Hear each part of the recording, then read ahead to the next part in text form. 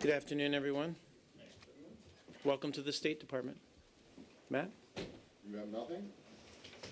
I'm an empty vessel. Oh. Maybe more than usual? That was a setup, clearly. Yeah, softball, I'll take it anytime. I got a lot of stuff on Israel, but I want to start with just assuming you don't have a whole hell of a lot to say about the bombing in Libya, maybe you could get through that first. Was there any damage done? And do you expect, or do you think that this was in any way retaliation for al-Libi's death? Sure. Have you asked for security to be tightened? And if you have done that, when did you do it? Did you do it before this bombing? After the confirmation of al-Libi's death? Okay, let me start, and if you have any follow-up questions, I'll try to endeavor to answer them. As Matt mentioned, we deplore the attack on our diplomatic mission in Benghazi. Fortunately, no one was injured in the attack, and we've also requested the Libyan Ministry of Interior to increase its security around U.S. facilities.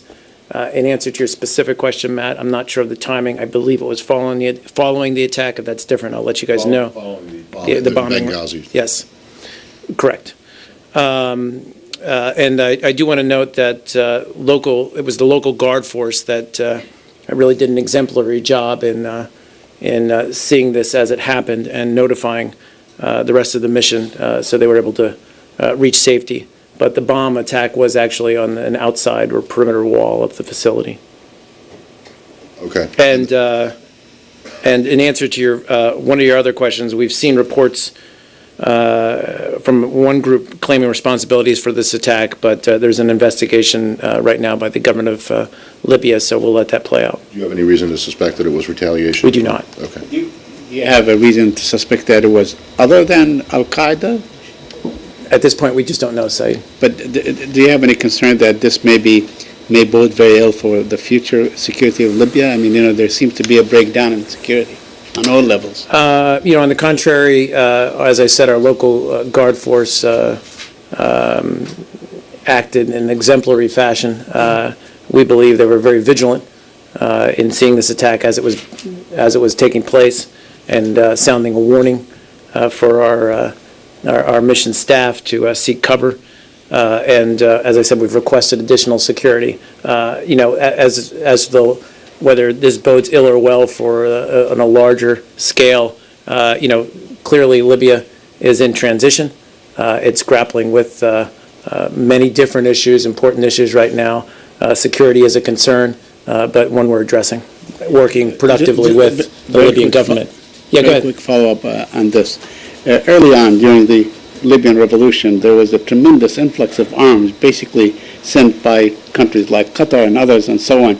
And that probably is what we are seeing today. Could the same thing be replicated in Syria? First of all, I don't know if you're speaking specifically about this attack, and I certainly don't want to get into too much detail about it, but I certainly also don't want to link it to any influx of arms as a result of the war that took place that ousted Gaddafi. And also, you want to compare the situation to Syria? Look, we've been very concerned about the situation in Syria, the volatility of it, the fact that armed groups are emerging in defense of Syrian civilians who are being attacked by government forces. It's very clear that it's a very tenuous security situation in Syria. Yeah, go ahead. Back on Libya, Samir, and then. did Deputy Burns meet with the Deputy Prime Minister of Libya today? I believe he was supposed to. I don't have a readout for you yet, though. I'll try to get that. Thank you. Go to Israel. No, one more on Libya. Yeah. What did the guard see when the explosion happened? Well, they were able to identify that the mission was being attacked. But as I said, it was an outside Self-evident? wall. I mean, it goes off a big boom, right? No, I'm talking about prior, as the attack was taking place. Can we go to Israel? Sure. All right, so I assume that you've seen this announcement from the Prime Minister, and I assume that you're hopping mad about the settlements. So I'm wondering what your reaction is. Well, certainly aware of reports that the Israeli government's, we're aware of reports both that the Knesset voted against a bill to legalize settler construction, but also aware of the Israeli government's announcement to authorize the construction, as you said, of an additional 300 units in the West Bank. We're very clear that continued Israeli settlement activity in the West Bank undermines peace efforts and contradicts Israeli commitments and obligations, including the 2003 roadmap. Our position on settlements remains unchanged. We do not accept the legitimacy of continued Israeli settlement activity. We want to see these parties, both parties rather, refrain from these kinds of actions and to get back into negotiations. So what is the consequence for Israel of your anger? Well, again, this is an issue that we continually raise with the Israeli government.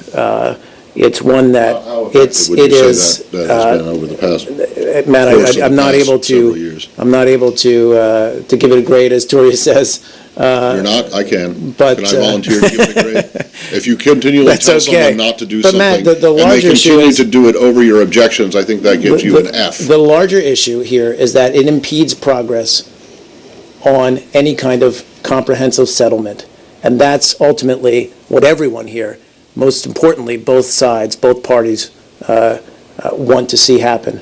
Or at least that's what they claim to want to see happen. So that's where we want the focus to be, Have not you- on additional settlements. Have you, okay, well, I mean, but the Israelis are. It putting only, the it only focus. sets them further back on All that, right. on progress. Has this been explained to them, expressed to them yet again? I believe we have expressed our Do views, you know yes. where? I don't know. I'll By find out. who? Mark? Yeah, sure, Said. Just a quick follow-up. You mentioned that this is inconsistent with your policy, and it is also inconsistent with the roadmap of 2003. Out of curiosity, are you keeping a tally of the number of parcels of land that have been taken by Israeli settlers since 2003?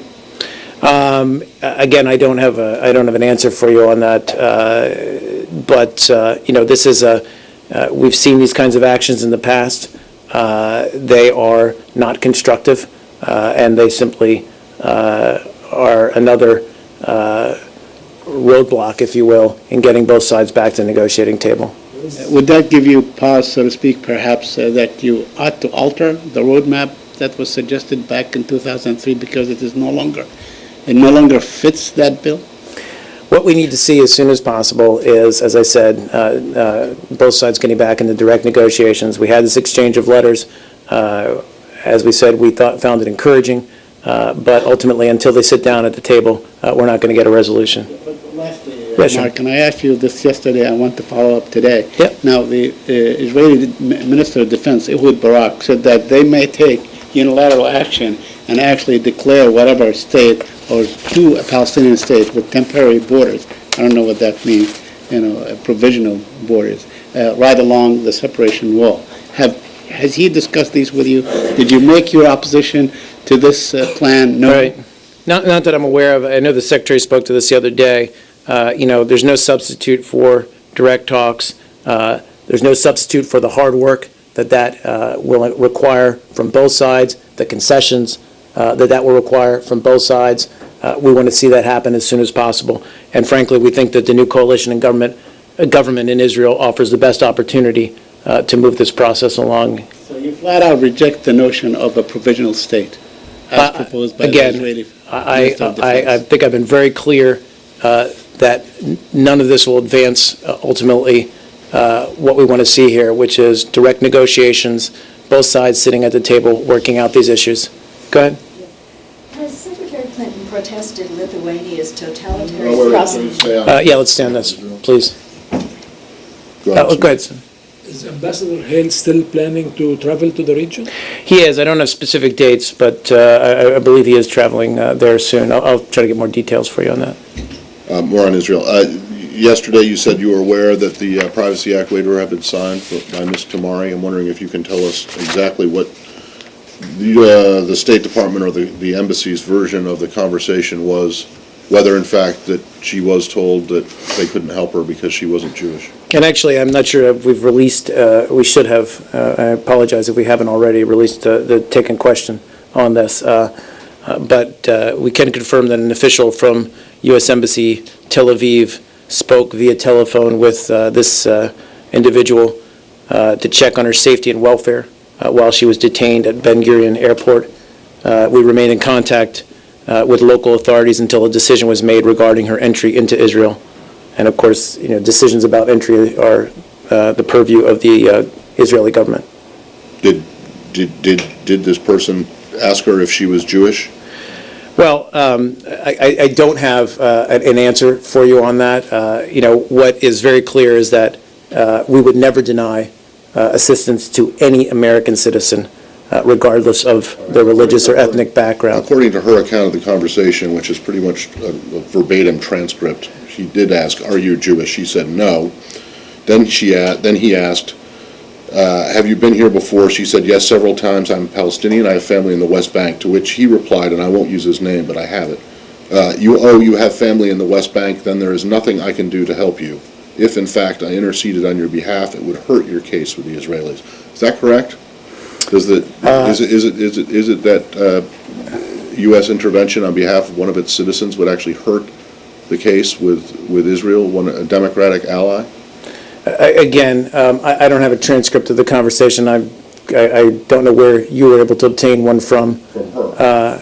Again, this is a little bit of, I'm not trying to. he said, she said. Well, All I it can may say be, is that but we. I want to know, regardless of that, is it correct that if you are that the position of the embassy or the consular officers at the embassy is that if you are a Palestinian with family in the West Bank and not Jewish, that there's nothing that they can do to help you? Now, the actual verbatim words of the conversation, I'm not. But verbatim words of what? A transcript that she presented or she produced? But Again, is it correct that there is nothing that you can do or nothing that the embassy can do to help that's not someone? correct. That is We not correct. certainly Okay. stand to support. We stand Okay. ready to support any American citizen, regardless of their religious or ethnic background. And then she Yep. says that she told them that they were trying to get into her email account, which goes to a different part of this story on her laptop. He said that if they have your Gmail address, then they can get into the account anyway. She says, how can they do that? He says, well, they're very good at this kind of thing. And he says that the embassy is aware that the Israelis go in and check people's emails on their laptops. She says she can't understand why you don't have a problem. He replies, it's in our travel warning. Okay, now, it's not in the travel warning. The travel warning says that people who are carrying laptops or other audio-visual equipment could have these items confiscated. But there's nothing in the travel warning, because I just read it now, that says that people might go into your computer and then demand access to your private email account. So I'm wondering, was I looking at an outdated travel warning, or is this just I don't believe so. I wrong? think that's accurate. But again, I'm not going to speak to a transcript of a conversation that's unofficial at best. Okay, well, it's not so much the actual words that were said. I just want to know whether or not, and you answered the question, it is policy not to help someone. That is not our policy. And also, if you are aware that they're going into people's emails, do you plan, would that be something that you would put in the travel? Again, I'd have to speak with our consular affairs, but I'm not aware that that's reflected in our current travel warning. It's not. No, it isn't, but I'm wondering if it would be now, because this has become an issue quite separate from It's a this one. hypothetical. I would assume we'd look at it. And then my last one on Israel, which is completely different, is the meeting that the secretary is at in Istanbul tomorrow. This counter. Do you know why the Israelis weren't invited to this conference on counterterrorism? The U.S. is the co-chair of it. Israel has in the past expressed an interest. I mean, I realize it's only a year old, but they wanted to be in it. It seems to be germane to the issues that they face in the world. And they also happen to be a counterterrorism partner of the U.S. Do you have any explanation as to why their attempt to get in and participate was rejected? It's not clear to me that it was rejected, but certainly, as you mentioned in your question, they are a counterterrorism partner with the United States and with many of the countries in this group. So that's certainly something we would look upon favorably, but I'm not aware that any formal request has been made. Well, do you know, since you are since the U.S. is a co-chair, if you sought to get them involved? I'll look into it. Okay, thank you. Yep. Yeah, let's go ahead and and then we'll get to you. Has Secretary Clinton protested Lithuania's totalitarian prosecution of the brilliant statesman and journalist Algirdas Paleckis? Tomorrow, Paleckis was invited to speak at the National Press Club at 12 noon, and Lithuania is pressuring our National Press Club to deny him the right to speak here. Now, Ron Bajans has been very, very honorable and courageous and said, in the United States, we give people the right to speak. And if you want to prevent this in your country, we won't. So Mr. Paleckis will be speaking here tomorrow, and in 5 days, when he returns to Lithuania, the judge of the court, Regina Pocieno, who is acting like a Stalinist tyrant, will try and throw him into jail for 2 years. And what he spoke on a radio broadcast, 2 sentences quoting, what is Secretary Clinton doing? Our embassy in Lithuania is wonderful. They're trying to help. The National Press Club is wonderful. What is Secretary Clinton doing? Because evidently it's going to take a higher level involvement to do something. Well, again, I'm not unfortunately aware of the details of this case. Let me try to get better informed, and I'll try to get you an answer as to what our involvement is in this matter. You're welcome to the briefing tomorrow at the National. Thank you very much. Thanks. Jill? Syria? Syria. Hi. Moscow is proposing a regional solution that would include Iran and Turkey, apparently helping to implement Kofi Annan's plan.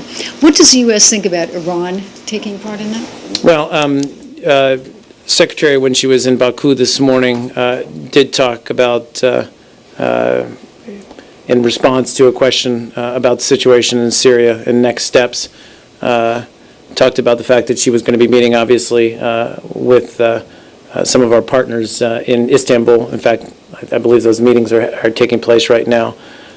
We also have, as you guys well know, the Friends of Syrian People's Sanctions Group meeting in Washington today, and Treasury Secretary Geithner spoke to that group earlier. In terms of, and of course, as you all know, Kofi Annan is going to speak to the Security Council tomorrow, and also meet with Secretary Clinton on Friday. I don't want to get too far out in front, certainly, from what to get too far in front of what Kofi Annan may or may not talk about when he meets with the Security Council tomorrow. Secretary did address this point about a regional group. We certainly do want to see a transition in Syria, the sooner the better, precipitated by a ceasefire, a credible ceasefire, a real and lasting ceasefire, a durable one. But as Secretary said, she wouldn't prejudge whether we'll even hold a conference and who would be invited to that conference, although she did also add that it would be hard to imagine inviting a country that has admitted to helping the Syrian regime in its almost daily assault against its own people. It sounds like they're not welcome. Yeah, go ahead. I'm sorry, go ahead. I mean, it sounds like they're not welcome. Well, again, well said, Andy. Again, I can't improve upon the Secretary's language. I paraphrased it a little bit. She, in fact, said, and it's hard to imagine inviting a country that is stage managing the Assad regime's assault on its own people. But just to follow on this, I mean, That was a reference to Iran, yes, to Iran, okay. just to be clear. Not to Russia and No. China. But given that from this podium, you've identified Iran and Russia as principal roadblocks to finding a solution in Syria, why would you conceivably be opposed to involving them in a broader effort to find a real solution? I mean, you're clearly not going to solve it without them, so why not bring them into the dialogue? Well, I don't know if we can say we're clearly not going to solve this situation without them. That's a pretty broad statement. Again, our focus right now is with Russia, certainly, as well as China, and in getting them on board to use their influence to convince the Assad regime that it's time to begin this dialogue and to end the violence. Yeah, Is so Fred Hoff there now? in, Moscow? no, not that I'm aware of, no. Yeah, go How ahead. would the proposed regional or contact group be different than what, let's say, Lavrov has suggested today in a press conference from Beijing?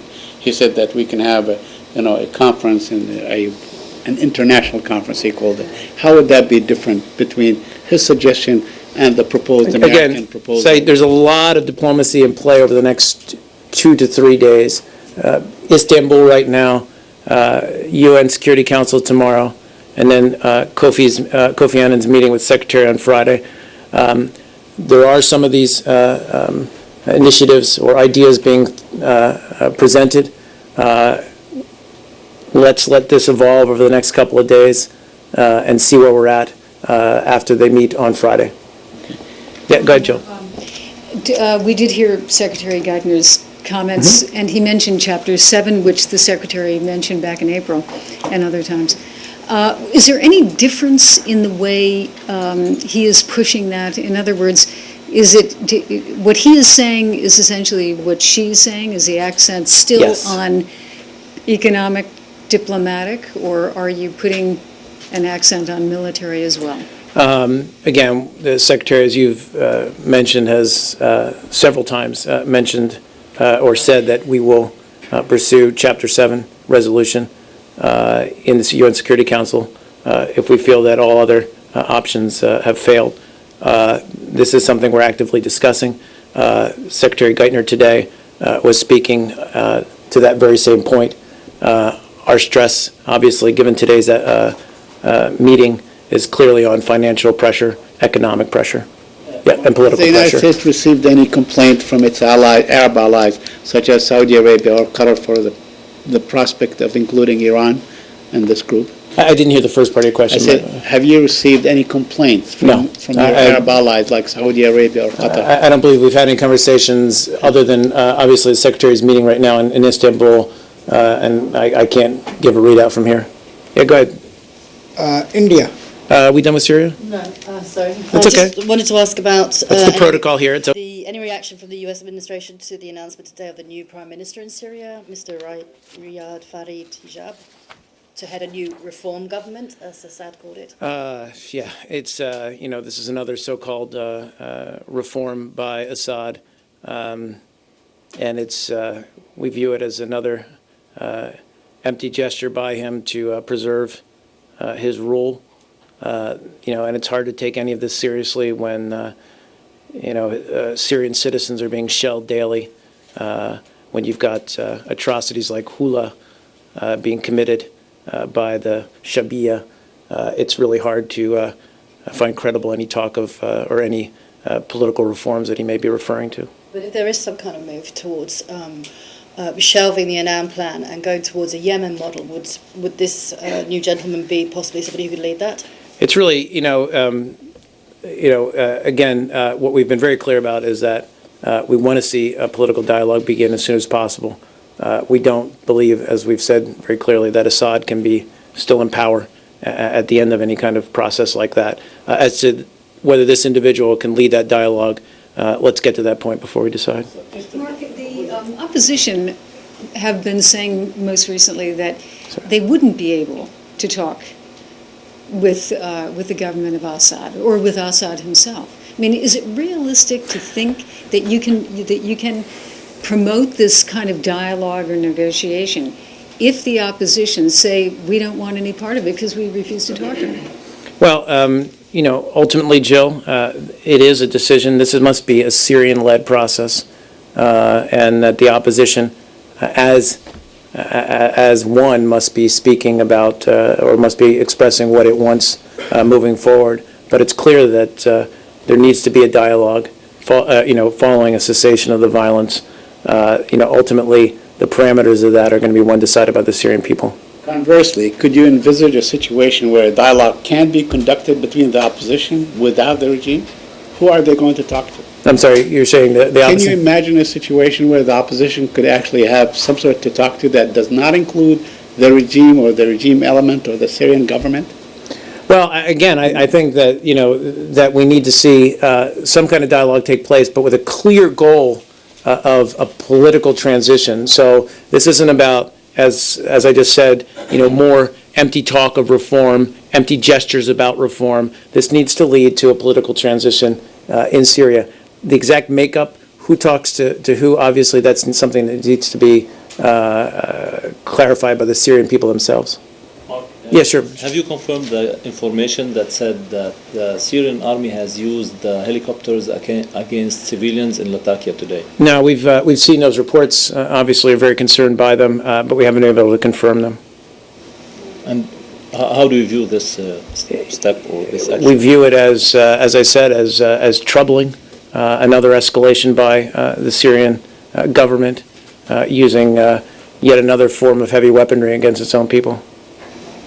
Yeah, sure. Are we done with Syria? No, not Syria, no. It's okay. I think we're done. So then I'll go to you and then to Lalit. Yeah, can you tell us about the purpose of Ambassador King visit to South Korea? Purpose of Ambassador King's visit to South Korea. Hold on 1 second. I think I have something on. I do have a readout of Glenn Davies, who was actually in Moscow. I'm not sure I have any details on. Let me just check one other place. Okay, forgive me. No, I don't have any details of that. I'll try to get a readout. You said he's in South Korea, or he's traveling to South Korea? South Korea and Japan. He's traveling to. I'll try to get more details on that. I apologize. Go ahead, Lalit. What's that? Can you give us? Yeah, sure thing. He was obviously met with on June 5th and 6th. Glenn Davies did meet with senior Russian government officials, including Deputy Foreign Minister Igor Margulov, as well as Ambassador Grigory Logvinov, Ministry of Foreign Affairs Deputy Director of the First Asia Department. His discussions, meaning Ambassador Davies' discussions, were positive and wide-ranging and reflected our common goals of peace and security on the Korean Peninsula, as well as its denuclearization. Ambassador Davies also met with academics and other experts on Russian DPRK relations. And after Moscow, he'll travel to Brussels, where with non-proliferation and Asia experts in the European Union, European External Action Service, as well as European Union Asia-Oceania Working Party officials. On North Korea, did you Yeah, have sure. any reaction to these reports from the North Korean media about how they had targeted with nuclear weapons specific latitude and longitude points that apparently relate to South Korean media outlets? Man, I'm Do frankly you have any not idea what sure I'm talking about? I've seen those. Maybe I dreamt it. So. I mean, off the Something about cuff it, yes, reaction, if you want, is that it's not good, right? this kind of heated rhetoric doesn't help us at all. Yeah. Georgia?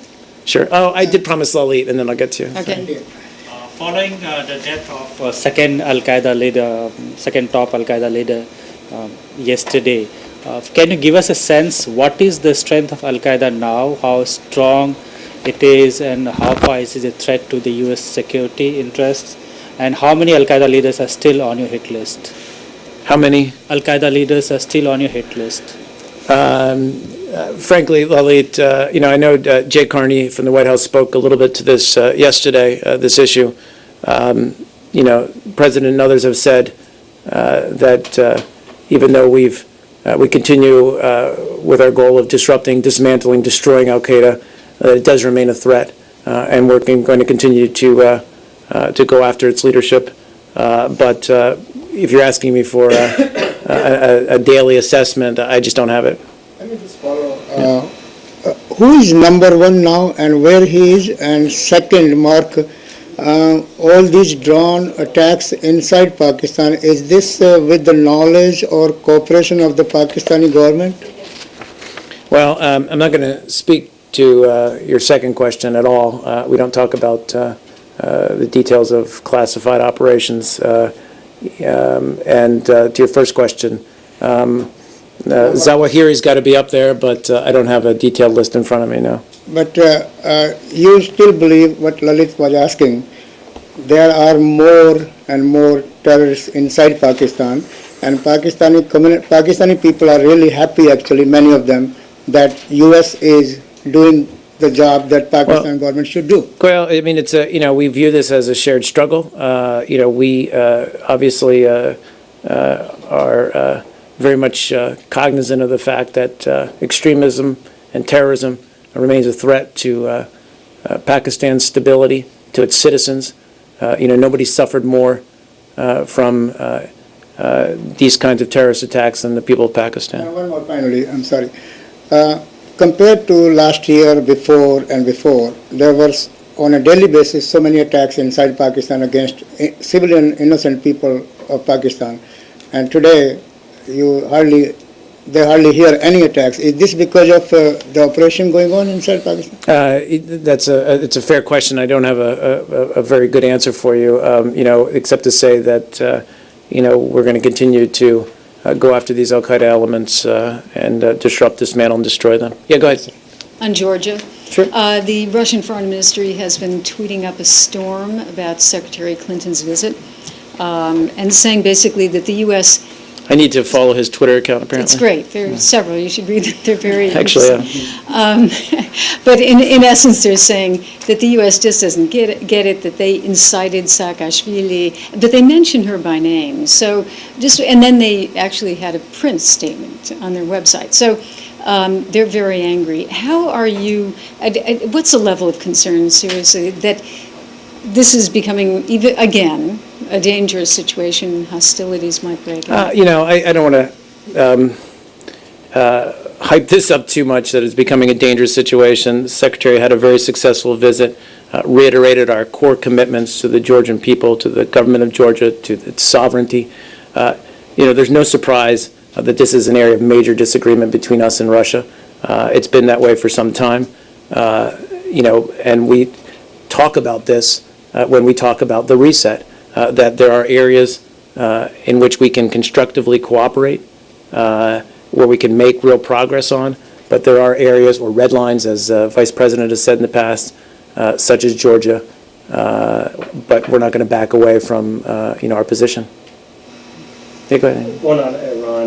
The Iranians, or at least through their state media, are saying on the P5+1 talks that they've made repeated efforts to set up preparatory meetings with the P5+1, and they've contacted each member, but that they've been rebuffed and that this doesn't bode well for the Moscow meeting. And I'm just wondering, were you aware that they were trying to set these up? And if you have said no thanks, why? We did. We saw these reports and, in fact, reached out to High Representative Ashton's office. Can reiterate what they've already said, I believe, to this, which is that these claims aren't true. High Representative Ashton's office has confirmed that we replied on June 4th and stressed that we need to see clear signs from the Iranian side that it wants to engage in constructive talks on the P5+1's proposals, focusing on substance, not process. High Representative Ashton is the point person, as she always is, in discussing this matter directly with the Iranian side. So I just refer you to them for more details. Yeah, go ahead. Just want to follow up the point you made yesterday about the Chinese air quality.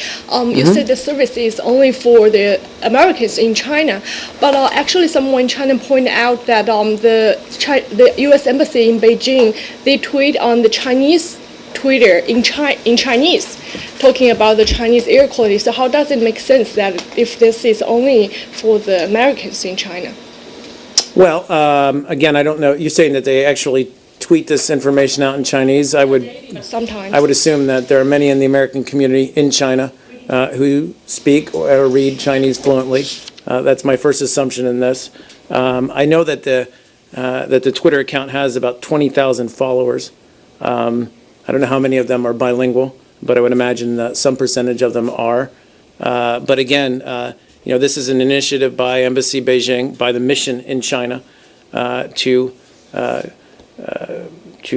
convey, we believe, is useful information to our citizens abroad. Even if it wasn't directed only at Americans, would you see a problem with it? I mean, what? Not at all. I mean, is there a problem with the? we with don't have Chinese any people problem knowing with, that we they don't have any problem this? with, sorry. Well, but do you, the point of the question is, seems to be that it's bad for the U.S. Embassy to give the Chinese people information in Chinese. Do you see anything wrong with giving? This information isn't, yeah, no, just to With finish. giving No. weather reports basically in Chinese?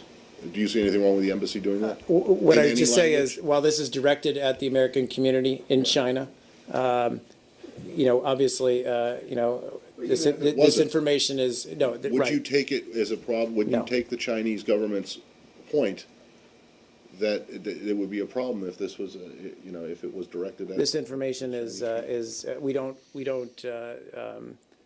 delineate between Chinese or Chinese Americans or American citizens who follow our Twitter account. All are welcome. Information is. What if it was all only being looked at by Chinese citizens? Would you see a problem with that? Well, again, it's primarily directed to American citizens, but in terms of Chinese accessing this information, we don't have a problem with it. So you're not going to stop doing this then? No. No intention. Information on whether you do this in any other countries? I don't. That was a really hard question, it turned out, because we would have to, there's no kind of, this isn't a state-run program. It's not out of the main state. It's a program each mission takes on or implements. This was, as I just told Jill, I think that this was an initiative started by Embassy Beijing. We would see it as a model for other missions around the globe to do.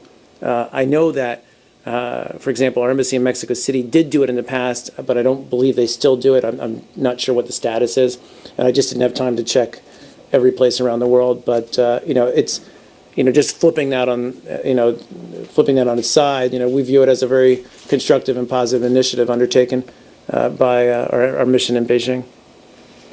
You took a question of mine yesterday about Dr. Afridi and the level of contact you guys are in with him or not. Just following up. I did. No, is a short answer. We haven't had contact with him. Do you plan to? It does seem like the longer he sits in jail, the more likely there will be some sort of incident, and his chances of survival are decreasing. Right. Again, we continue to express our concerns about his continued incarceration. We have actually gotten some clarity that the charges against him are not related to the bin Laden case. Apparently, we did get a response from the Pakistani government.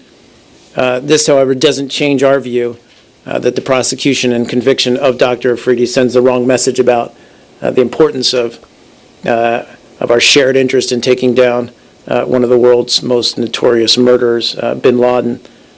So we would just continue to urge the Pakistani government to consider his appeal. But you aren't going to be attempting to make any kind of contact with him directly?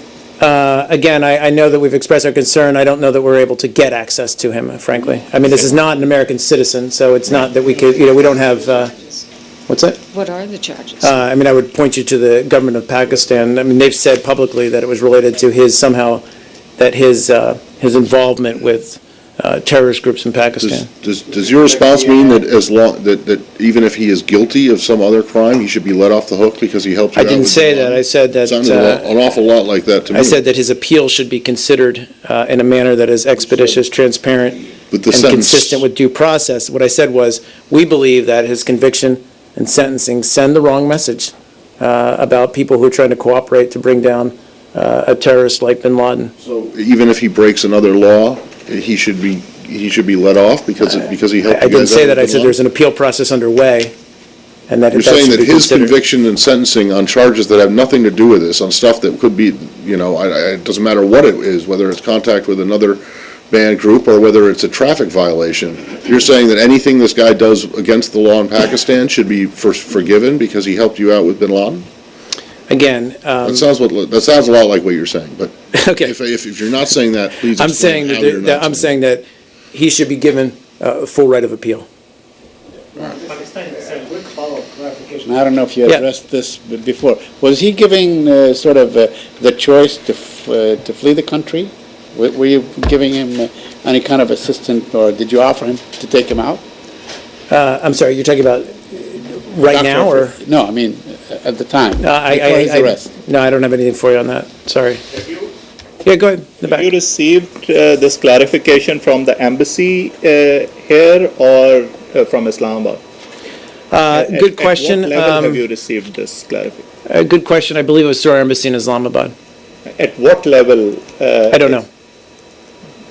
And what are the Pakistanis have specifically told you on this case? Only that his sentencing is not related to the Bin Laden case? Right. I mean, we've seen, and it's been made public that he was tried on charges from, again, I'm paraphrasing, but that he had contact with other terrorist organizations in Pakistan. So But I'd refer you to the government of Pakistan for clarification on So what the just exact to- charges were. Just to seek clarity, they have told you that his charges are related to his links with the terrorist outfits? Again, for his exact charges, I'd refer you to the Pakistani government. But you're not convinced with their argument? Well, again, we're asking that his appeal process be considered in an expeditious, transparent manner. Syria. A group of Syrian businessmen today announced from Doha, Qatar, a creation of a $300 million fund to help the Syrian opposition. Have you been given some heads up about this fund, the creation of this fund? 300,000? $300 million. Million, sorry. Yeah, fund to help the Syrian opposition. Have you been given some heads up about this? And is this an initiative that you would welcome? Well, it certainly does sound like something we would welcome. You're saying it's directed to the Syrian opposition? Yes. We've been talking all along about the clear choice that Syrians, business leaders, economic leaders need to make in this conflict. And if these reports are true, I don't know that we've received a heads up. I certainly hadn't seen these reports, but others may have. But certainly we'd view it as an encouraging sign that more and more of the business leaders of Syria are joining ranks with the Syrian people and with the Syrian opposition. Yeah, go ahead. Going back to India, energy-related question. Okay. Massive protests going on throughout India against the high rise of fuel prices, and that is related to because India has cut down the oil from Iran. So what is the situation now if U.S. is helping India in order to get down this all these massive protests because of the pressure India was under to cut oil from Iran? Well, we continue to talk about, India and its energy needs in relation to our overall global efforts to reduce dependency on Iranian oil, and those talks continue. But we're certainly sensitive to these pressures on India. But we've had, as the Secretary noted, very positive talks with India. Carlos Pascual, who has the lead on this issue, was there following the Secretary and also had very positive talks. That's it. Yeah, I understand. I lost Andy, so. Maybe an update on Nigeria and the death toll? Yes. Very unfortunately, I have to tell you that the death toll has now risen to 9 American citizens. So we can confirm that 9 American citizens were on board this flight. We obviously continue to work with Nigerian authorities to confirm the nationalities of all those on board. That's an ongoing process. And of course, as I've said, we continue to provide consular assistance to the families of the victims. Any update on whether the pilot was an American citizen? I can't. I've asked that specifically. I don't know if it's a next of kin notification, but we're obviously not able to give out precise names yet. Is that it? Go ahead, sure. On Iraq, the nomination of Brett McGurk as the new ambassador, Senator McCain came out yesterday ahead of the nomination hearing today with some pretty strong criticisms, saying he had grave concerns. What is your reaction to that? Well, my reaction is just to point you to the hearing itself, the testimony given by our ambassador-designate. He spoke to the broad range of issues bilaterally, and I don't really have anything to add to his testimony. So Senator McCain has no basis for his grave concerns then? Again, we've said before, we feel that we've got a strong bilateral relationship with Iraq that's growing stronger. As Ambassador-designate said, we're looking at right-sizing our embassy, if you will, looking at ways that we can change the personnel at our embassy to fit this new relationship. But, our embassy officials are able to get out, visit anywhere in Iraq. While there remain challenges, is getting better all the time. So, and we continue to engage with Iraqi's political leaders in forging a better and a more productive political dialogue there. So, I just say that we view it as on a positive trajectory. Yeah, that's it. Thanks, guys.